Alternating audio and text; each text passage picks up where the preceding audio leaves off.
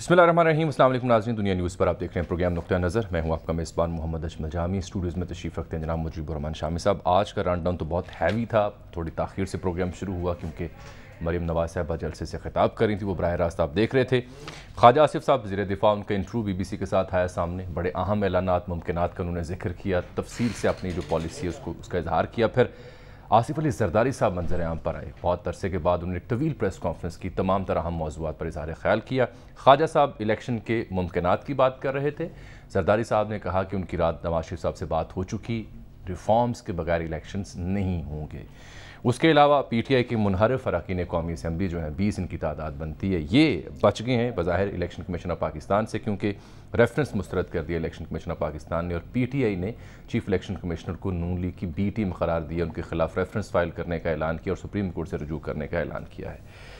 और यही नहीं बल्कि इसके अलावा कल जो खान साहब का जलसा था उसमें उन्होंने वजाहत भी की, अपने कई बयानात की। और फवाद चौधरी साहब ने चौकीदारों से मुतालबा किया है कि वो जल्द इलेक्शन कराएं। चौधरी साहब से भी हम बात करेंगे और कुंवर दिलशाद साहब से भी कि इलेक्शन कमीशन के फैसले के ऊपर उनकी क्या टेक है। शामी साहब, आज तो दिन भर यानी ख़बरों की भरमार थी। ख्वाजा आसिफ साहब का एक धमाकेदार इंटरव्यू, वो पहले फरमा रहे थे कि हो सकता है कि आर्मी चीफ़ की तयनाती से पहले ही इलेक्शन करा दें, आर्मी चीफ़ की मुद्दत मुलाजमत, नए चीफ़ की तयनाती और जल्द इलेक्शन, इस पर उन्होंने इज़हार ख्याल किया।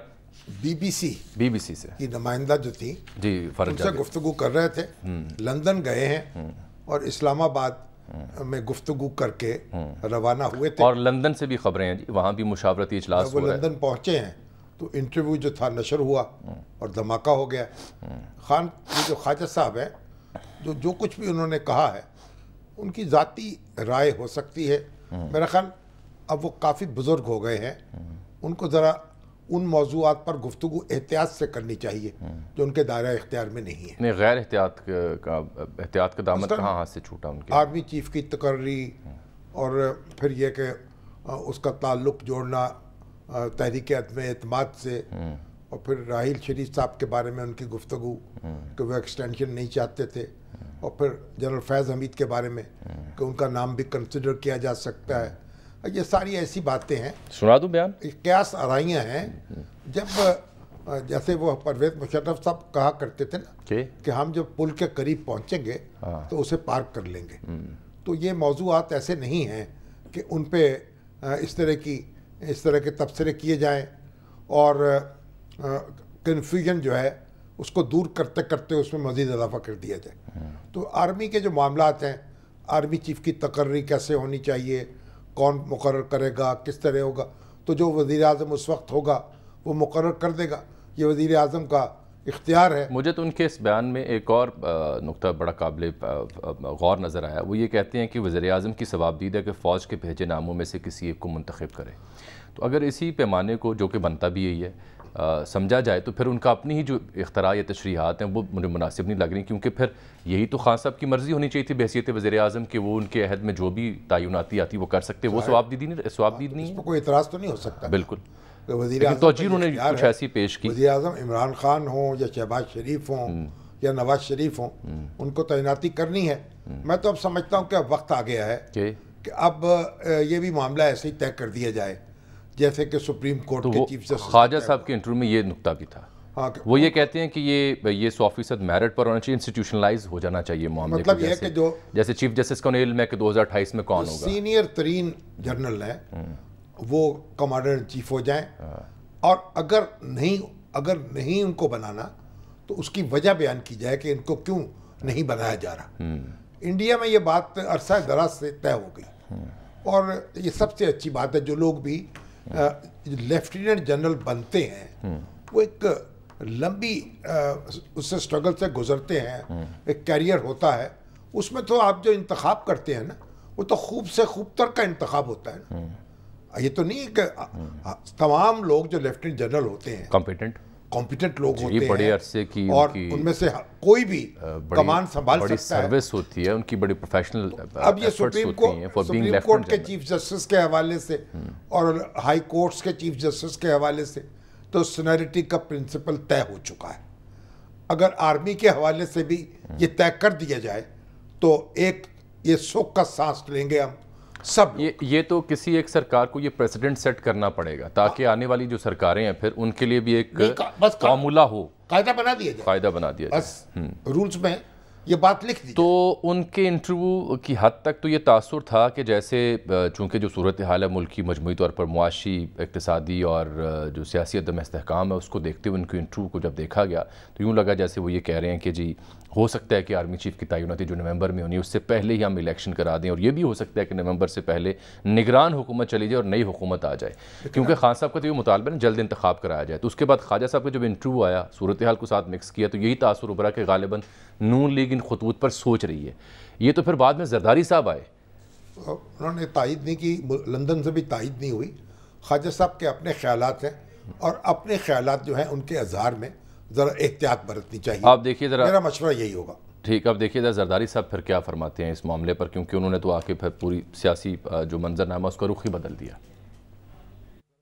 ख्वाजा साहब की अपनी सोच है, मगर ख्वाजा साहब अपने पार्टी की क़यादत के नीचे लाजम है कि वो पार्टी की बात सुने और चलें। उनकी कॉन्स्टिट्यूंसी जो है वो PMLN है, मगर PMLN का मेरे साथ ये डिसीजन है कि जब तक हम इलेक्टोरल रिफॉर्म्स नहीं कर देते, मैंने रात ही मियाँ साहब से बात की और उनको समझाया भी और उनसे मैंने कंसल्ट भी किया, एंड उनकी कंसल्टेशन से मैं आपसे बात कर रहा हूँ कि जैसे हमारे रिफॉर्म्स पूरे होते हैं हमने लॉज चेंज करने, इम्प्रूवमेंट करनी है और उसके बाद इलेक्शन में जाना है। Whether it takes 3 months 4 months there is not an issue. PTI ने मुझे एक वोट नहीं दिया है प्राइम मिनिस्टर बनाने में। हमने हुकूमत बना ली है, अब वो चाह रहे हैं कि आप इलेक्शन पे चलें। तो हमने कब कहा कि हम इलेक्शनों से डरते हैं? हमारा गेम प्लान है, उसमें इलेक्टोरल रिफॉर्म्स हैं। तो ये क्या कर लेगा इलेक्शन करवा के? पहले इसने क्या किया? 4 साल इसने क्या किया? पहली दफ़ा अगर फौज ए पॉलिटिकल होती है तो मुझे बाजवा को सल्यूट करना चाहिए या उससे लड़ना चाहिए? ये कौन सा बंगाल का नवाब है जिसके साथ मीर जाफर और मीर सादिक हो गया? कल का वो कहते हैं क्रिकेटर, इसका क्या वास्ता कि ये लोगों को तमगे दे रहा है कि मीर जाफर और मीर सादिक? चूँकि मैं नहीं हूँ इसलिए कोई नहीं होना चाहिए। पाकिस्तान अगर चला सकता है कोई तो हम चला सकते हैं, ये नहीं चला सकता। हाँ, जरदारी साहब का बड़ा अहम बयान और बिलखुसूस मानी खेज गुफ्तगू है। एक फिक्रा उन्होंने एक एहतियात से बोला है, बहुत ज़्यादा। और देखें इलेक्शन तो होना है भाई, 2 महीने में हो जाए, 4 महीने में हो जाए, इलेक्शन की तैयारी करनी चाहिए सारी जमातों को, उससे घबराना नहीं चाहिए। PTI को भी तैयारी करनी चाहिए, हरीफों को भी तैयारी करनी चाहिए। तैयार है, PTI तो कह रही है आज कराएं। बिल्कुल अच्छी बात है। हाँ। काश उस वक्त करा लेती जब इख्तियार में थी। हाँ। जब इख्तियार था, जब नो कॉन्फिडेंस की मूव नहीं हुई थी। हाँ। तो बहरहाल इलेक्शन तो होना ही होना है।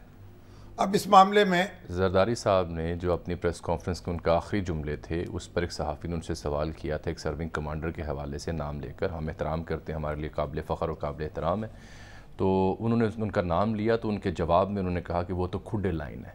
इसके ऊपर पाकिस्तान तहरीक इंसाफ के रहनुमाओं ने तनकीद की और कहा है कि ये मुनासिब रवैया नहीं है जरदारी साहब की जानिब से। लेकिन दिलचस्प सूरत हाल जो मैं आपकी खिदमत में अर्ज़ करना चाह रहा हूँ वो ये है कि इस मामले पर PTI सीख पाए और जहाँ फिर कप्तान या PTI सिराजुद्दौला साहब के सिपहसालार की तशबीहात देते हैं वहाँ पर मुश्तरका जो हुकूमती पार्टियाँ वो सीख पाएँ।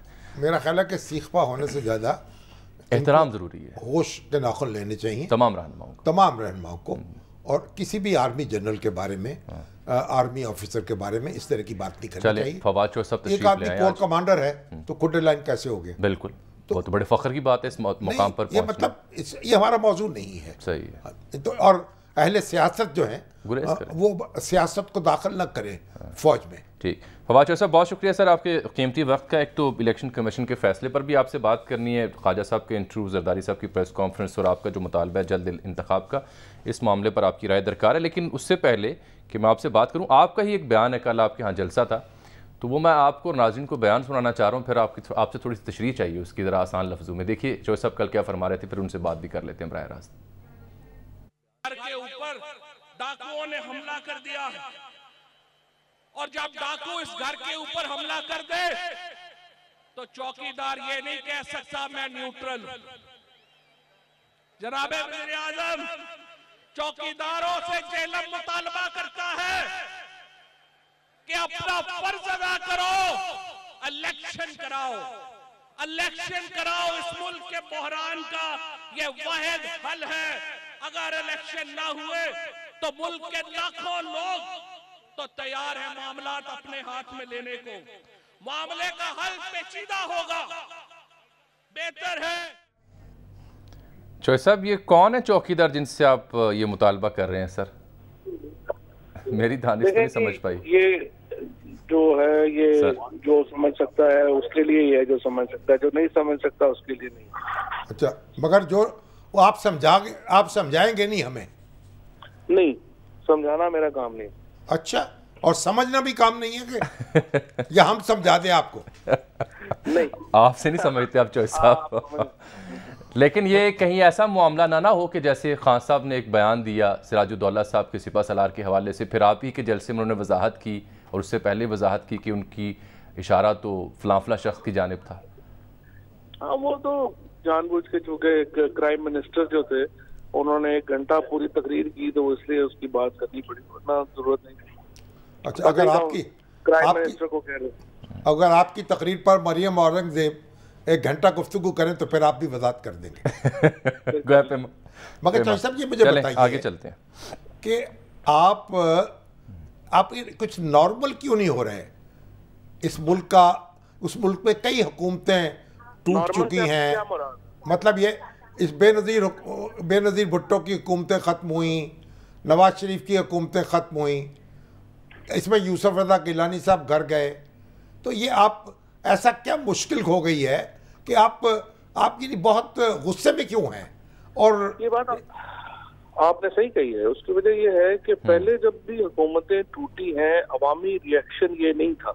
हर हुकूमत जाने के ऊपर तो मिठाइयाँ बांटी हैं लोगों ने शुक्र किया कि ये हुकूमत से जान छुटी है। ये हुकूमत जब इमरान खान की हुकूमत को एक बैनुल अक़वामी साजिश के तहत जब रिप्लेस किया गया है तो पूरे मुल्क में एक गुस्से की और एक मैं समझता हूँ कि इस बात की एक लहर दौड़ गई है कि कैसे मुमकिन है कि आप इस तरह के आदमी को रिप्लेस कर रहे हैं और फिर रिप्लेसमेंट इतनी बुरी जो लोगों ने देखी है। सो ये फर्क सिर्फ अवामी जज्बात का है जो उन हुकूमतों में और इस हुकूमत के जाने में है, और इसीलिए अभी तक ये गुस्सा बढ़ता जा रहा है। जिन लोगों का ख्याल था कि ये रमजान में है, रमजान के बाद कम हो जाएगा, वो तो देख रहे हैं कि ये गुस्सा तो ना सिर्फ बरकरार है बल्कि हर दिन के साथ बढ़ रहा है। अगर ये बढ़ रहा है तो आपके काम आएगा, तो आप खुद क्यों गुस्से में आ रहे हैं?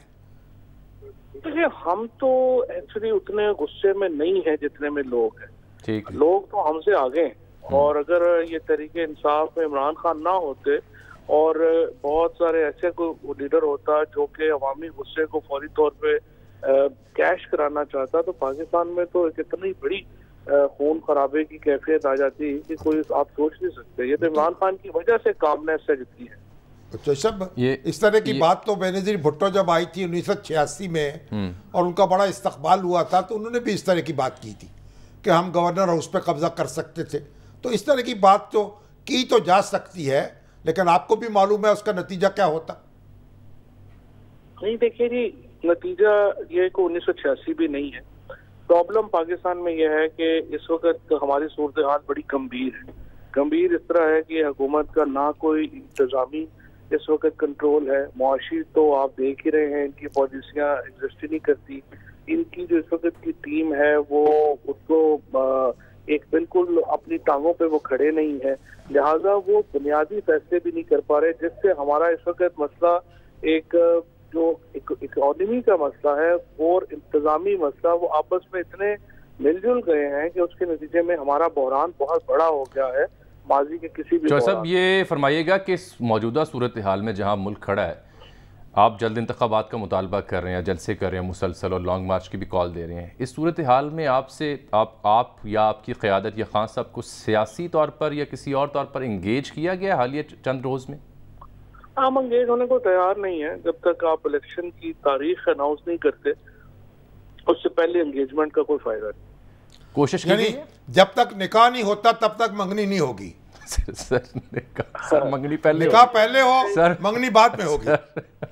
देखिए, हम सिर्फ एंगेजमेंट होगी इलेक्शन के फ्रेमवर्क के लिए, तारीख के लिए एंगेजमेंट नहीं होगी। ठीक, तो तारीख तो आप खुद बना रहे हैं या बिगाड़ रहे हैं?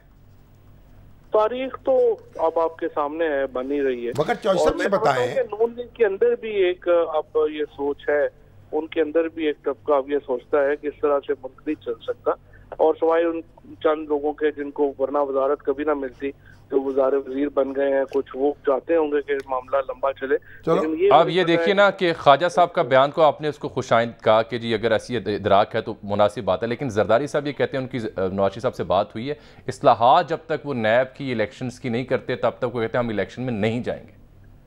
इस्लाहात तो देखे ना ऐसे ही एक वर्ड है ना, वरना अब आप पूछे जरदारी साहब से, किसने पूछा ही नहीं कि आप इस्लाहात चाहते क्या है, इंतखाबी निजाम में क्या इस्लाहात होनी चाहिए, उनको खुद भी नहीं पता। तो बात यह है कि ये तो इलेक्शन इस वक्त पीपल्स पार्टी की जो प्लेसमेंट है वो तो मीठा मीठा हाफ कड़वा कड़वा थू ग्रुप की है। प्रॉब्लम जो है, उन्होंने देखें कोई उनके पास ऐसी मिनिस्ट्री नहीं है जिसके ऊपर कोई उनको कोई जिम्मेदारी का एहसास हो, उनके तो सिर्फ दिन लगे हुए हैं। और वैसे भी जरदारी साहब एक इलाकाई पार्टी, जरदारी साहब तो ये भी कह रहे हैं कि जो बाइडन ने उनके दोस्त हैं उनको फोन करके शाबाशी दी, तो अमेरिका का क्या लेना देना इस मामले से? हाँ, जो बाइडन एक दफा मेरा ख्याल है जब पहले वो सदर थे तो उस वक्त वो वहाँ पे जब अपना उस वक्त उनकी मुलाकातें रही होंगी, लेकिन अमेरिका भी देखता है कि अवाम किधर खड़े है अब, और पूरी दुनिया देखती है अवाम किधर खड़ी है। मसलन अभी आप देखिए ना, सऊदी अरेबिया में, यूएई में जब ये गए थे तो ये चीजें तय करके गए थे, लेकिन वहां से क्यों इतनी हजीमत का सामना करना पड़ा? साहब मेरे पास तो अमेरिका खौफजदा हो चुका है। ब्रेक आ गई है चौधरी साहब, मैं ब्रेक के बाद आपसे दोबारा ज़हमत आपको देता हूँ। हमारे पास एक ब्रेक है प्रोग्राम में न्यूज़ हेडलाइंस के लिए, मिलते हैं इस ब्रेक के बाद।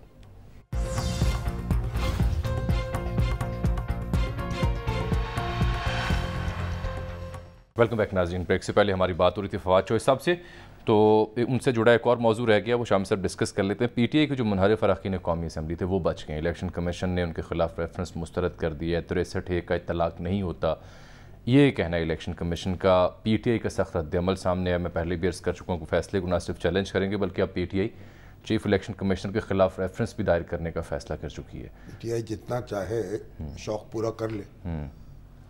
अब एक तो वो कहते हैं जी ये तो इलेक्शन कमीशन मुकम्मल ही नहीं है जी, पंजाब और केपीके के मेंबर्स इसमें मौजूद ही नहीं है। जब आप हुकूमत में थे आपने इलेक्शन कमीशन को मुकम्मल नहीं होने दिया। क्यों चौधरी साहब, क्यों नहीं मुकम्मल होने दिया सर? तब नहीं शामी साहब, पहली बात तो यह है कि ये मालूमात आपकी दुरुस्त नहीं है जी। हमने तो पहले ही ये नॉमिनेशन भेज दी थी और हर चीज मुकम्मल हो गई थी। आपने कंसल्टेशन ही नहीं की लीडर ऑफ द अपोजिशन से?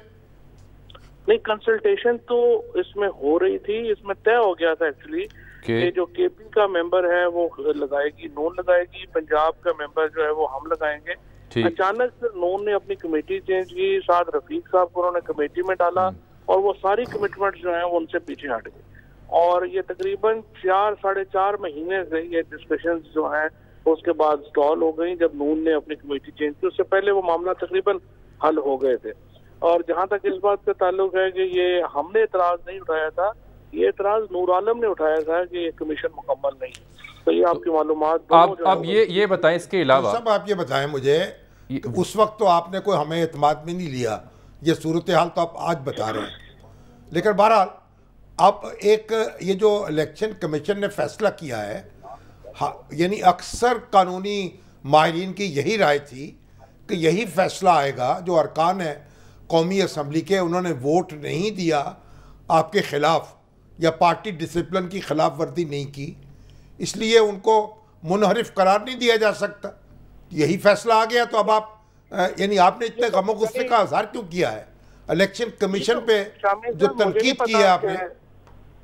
मुझे नहीं पता कि आप किन आईनी माहिरीन से मिलते रहते हैं, और अगर उनकी आपके वो आईनी माहिरीन है तो वो मेरे ख्याल में वो फिर उनको दोबारा डिग्री करवा लें, इसलिए कि आर्टिकल 63(1) बड़ा वाज़ेह है और आर्टिकल 63(1) के ऊपर ये रेफरेंस था जिसमें ये कहा गया था कि इन्होंने पार्टी छोड़ दी है। जब उन्होंने खुद कह दिया, वो कह रहे हैं सारे कि हमने पार्टी छोड़ दी है। इलेक्शन कमीशन कह रहे नहीं आपने नहीं छोड़ी, आप उसी में ही है, पार्टी तहरीक इंसाफ में ही है। आप तो ये जो सब देखें, इलेक्शन कमीशन एक रहनुमाई करे ना, क्योंकि खुद भी कानूनदान, क्या इलेक्शन कमीशन ने ये तय करना था कि ये लोग इन लोगों ने वोट कास्ट किया या नहीं किया? क्या 63A का तलाक इस सूरत में सिर्फ होता है या सिर्फ एक स्टेटमेंट की बुनियाद पर भी 63A का तलाक हो जाता है? नहीं, आर्टिकल 63A1 ये है कि एक पार्टी छोड़ दी, दूसरी पार्टी ज्वाइन कर ली, और उसके बाद 3 शर्तें हैं वो आ जाती हैं कि आपने वोट दे दिया, आपने जो फाइनेंस बिल है उसको, ये बेसिकली 4 कंडीशनैलिटी। क्या वो चारों शर्तें पूरी होती हैं इस रेफरेंस में? नहीं, इनमें से एक भी जो पूरी हो जाए तो आप पार्टी में आप डिसीट हो जाते हैं। कौन सी शर्त सर पूरी बताइएगा? इन्होंने पार्टी जो है ना वो छोड़ के दूसरी पार्टी में चले गए, उसकी एविडेंस एम्पल है। आपने खुद अपने प्रोग्राम में इन सबको बुलाया था, उन्होंने कहा कि जी हमारे खिलाफ है। उसके बाद इन्होंने सिंध हाउस में जो पार्लिमानी पार्टी है नून की, उसको इन्होंने अटेंड किया। ये हर फैसला साजी में। लेकिन चौधरी साहब, यही लोग ये कहते हैं कि हमने तो किसी पार्टी में शमूलियत का बाकायदा ऐलान ही नहीं किया हुआ। तो अगर कोई बंदा कत्ल कर दे और रंगे हाथों पकड़ा जाए और कहे कि जी मैंने तो कत्ल नहीं किया, तो आप उसको मान के आगे चले जाएंगे। लेकिन कोर्ट ऑफ लॉ ने तो एविडेंस मांगना है ना सर। लॉ एविडेंस इससे ज्यादा क्या है? तो वो सारी आपके ख्याल में कोई एविडेंस नहीं है। मैं आपसे पूछ रहा हूँ, क्या आपने 4 शिकों का जिक्र किया, उसमें आपने कहा जी कि पार्टी छोड़कर दूसरी पार्टी में जाने का ऐलान किया, तो मैं आपसे पूछ रहा हूँ, मेरी रिक्वेस्ट ये है कि कानून में या किसी भी शख्स को आप लोगों को बेवकूफ तो ना समझे, कम से कम ये थोड़ा सा किसी को एहतराम दे दें कि इसमें मिनिमम अकल तो है ना। जो कानून के फैसले अगर जो हैं वो बिल्कुल ये होने हैं कि बाकी सारे लोग तो बेवकूफ हैं, सिर्फ जो है जो फैसला कर रहा है वही अक्लमंद है, तो इस तरह तो नहीं कानून होते। फैसले वो होते हैं जो कि एक अवामी पजीराई जिनको हासिल होती है और वो पता होता है कि कानूनी तौर पे भी दुरुस्त फैसले हैं। ऐसे फैसले इदारों को तबाह बर्बाद करने के लिए होते हैं, और ये पहला फैसला नहीं है जिसने पाकिस्तान में इदारों को नुकसान पहुंचाया है। बहुत सख्त नुकसान पहुंचा है इससे इलेक्शन कमीशन को, क्रेडिबिलिटी अल्हम्दुलिल्लाह उन्होंने तो फैसला कर दिया। अब आप चैलेंज कर रहे हैं इसे, जब आपके पास रेमेडी अवेलेबल है, आप अपील कर सकते हैं, तो अपील दायर करें। कर रहे हैं ऐलान भी किया। तो अगर आपने तो आपके वकील ने तो ये कहा कि हम मटेरियल पेश करना चाहते हैं अभी ताजा, आपने वो शवाहद पेश ही नहीं किए। नहीं शामी साहब, एक तो मुझे समझ नहीं आता, आप जब रिपोर्ट पता रिपोर्टर से पहले पूछ लिया करें ना, एडिशनल एविडेंस का कहा था, एडिशनल एविडेंस पेश करने का कहा था। जो बेसिक एविडेंस है वो तो पहले ही साल लगी हुई है, और लोगों को हर एक को पता है ये पार्टी अगर आप ये कहते हैं कि ये 22 बंदे आज तहरीक इंसाफ का हिस्सा हैं, तो लोग आप पे हंसेंगे। इनको तो ये अपने हलकों में नहीं निकल पा रहे, लोग इनके पीछे जूते लेके लग जाते हैं, ईद की नमाज ये नहीं पढ़ सकते। लेकिन राजा रियाज साहब के यहाँ तो दावत होगी ना वलीमे की और शादी की सर।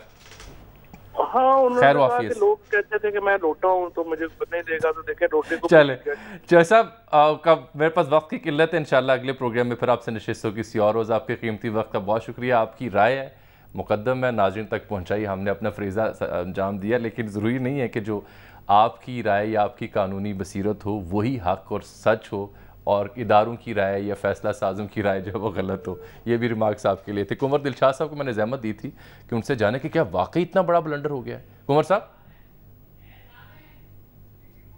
साहब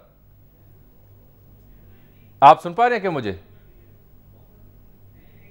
अच्छा चले, तो अब सर ये नहीं, वो तो देखे ना, अगर एक शख्स पार्टी के खिलाफ बयान दे देता है या तनकीद करता है या अपनी लीडरशिप को कोसता है, तो इसका मतलब ये नहीं है कि उसने पार्टी छोड़ दी। कुंवर दिलशाद साहब, आज अनफॉर्चुनेटली वक्त बहुत कम है, शामी साहब की राय भी अधूरी रह रही है। ये जो फवाद चौधरी साहब ने भी बयान दिया, जो फरमा रहे हैं, अपनी वो तशरीह कर रहे हैं, क्या वाकई को बहुत बड़ी गलत फैसला, ज्यादती पर मबनी फैसला है, या यही वो मुहर्रिकात जिन पर इलेक्शन कमीशन ने गौर करना था कि वोट तो दिया नहीं? देखो, फवाद चौधरी साहब जो हैं वो पीटीआई के तर्जमान हैं, उनका हक बनता है कि अपनी पार्टी के मफादात के बारे में बात करें। सही। लेकिन इलेक्शन कमीशन ऑफ पाकिस्तान जो फैसला किया है वो आइन के आर्टिकल 63A के तहत किया, उसके रूह के मुताबिक किया है, और जो स्पीकर कौमी असम्बली थे उसने आइन के आर्टिकल 63A के मुताबिक जो है रेफरेंस नहीं भेजा, वो उसने अपनी पार्टी के मफादात को मद्देनजर रखते हुए भिजवाया, और जो कि आम कानूनी जबान में, और जस्टिस सरदार रजा के फैसले को हम देखें तो ये बदनीति के जुमरे में आता है। तो इस सबसे बड़ी अहम बात ये होती है कि जो आपने भी 4 उसके आइटम पढ़े हैं, उन्होंने पार्टी नहीं छोड़ी। उन्हें जो एफिडेविट जमा कराया इलेक्शन में पाकिस्तान में, उसने कहा हम पार्टी के वफादार हैं, पार्टी में शामिल है, पार्टी हमारी है, पीटीआई हमारी है। तो इसके बावजूद भी अगर वो ये कहें कि जनाब वो बयान दिया, बयान तो देते रहते हैं, बयान की तो कोई वैल्यू नहीं होती। असल बयान वो होता है जो एफिडेविट जमा कराया इलेक्शन में पाकिस्तान में, उसके मुताबिक इलेक्शन का फैसला दुरुस्त है। अब जो इलेक्शन कमीशन पाकिस्तान के खिलाफ ही सुप्रीम कोर्ट जाए तो सुप्रीम कोर्ट फैसला करेगा। जब जुर्म सरदर्द नहीं हुआ, जब वोट कास्ट नहीं किया ना आदम एतमाद में ना वजीर आजम के इंतखाब में, तो वो आर्टिकल 63A कैसे नाफिज हो सकता है? तो ये बहुत शुक्रिया सर, आपसे माजरत कि आज मेरा वक्त बहुत कम है। मैं आपसे इंशाल्लाह अगले प्रोग्राम में गुफ्तगू करूंगा। रूट के मेके चली गई, हाँ जी, इसका मतलब ये नहीं है कि तलाक हो गई। चीफ जस्टिस ऑफ पाकिस्तान के रिमार्क्स हैं कि 1970 से इक़्तिदार की म्यूज़िकल चेयर चल रही है। मुल्क को मुस्तहकम हुकूमत की ज़रूरत है। 63A की जो ये ज़रूरत है ना, दस्तूर में जो लिखा हुआ है ना, उसके मुताबिक ही आपने फैसला। ये इन मौज़ूआत पर कल भी बहस को आगे बढ़ाएंगे ताकि मज़ीद इसके नुक्ते सामने आ सकें। यहाँ नाज़रीन एक ब्रेक।